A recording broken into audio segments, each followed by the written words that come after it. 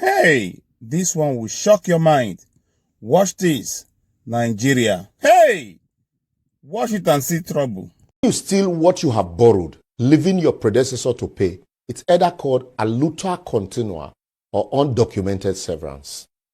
Finance Minister Zainab Ahmed on Wednesday last week announced that Nigeria has received $800 million from the World Bank to share to 50 million Nigerians as palliative before petrol subsidies are removed in June.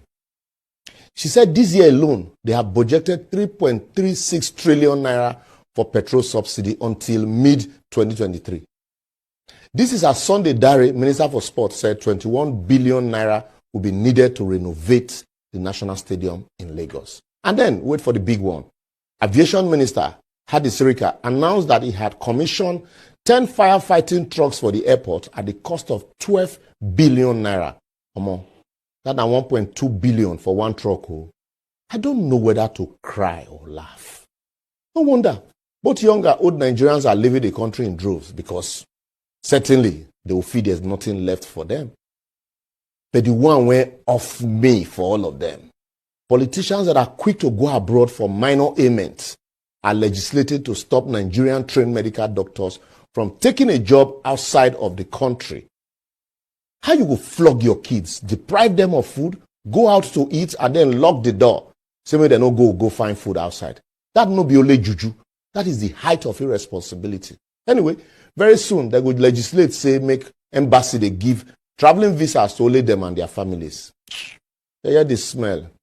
Assemblies of non-nationals masquerading as National Assembly. I bet second base, Jerry.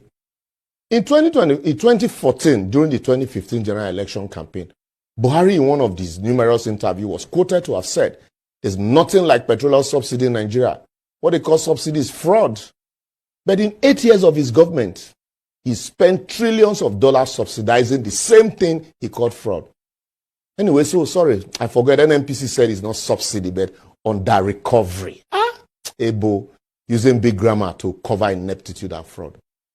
Now, according to them, they have received $800 million from the World Bank to share to 50 million Nigerians as palliative after removing fuel subsidy in June.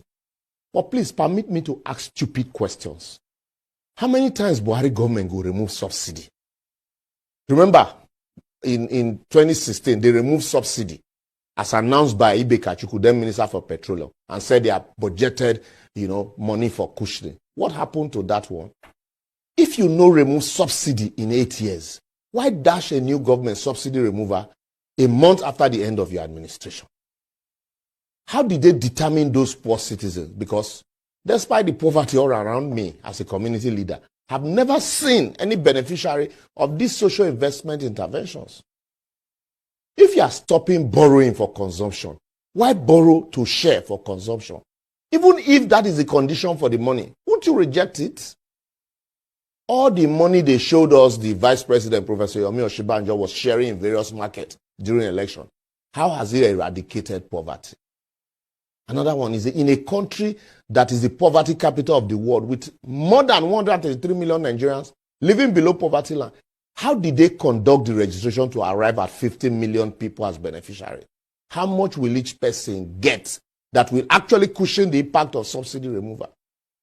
The question plenty, just add your own.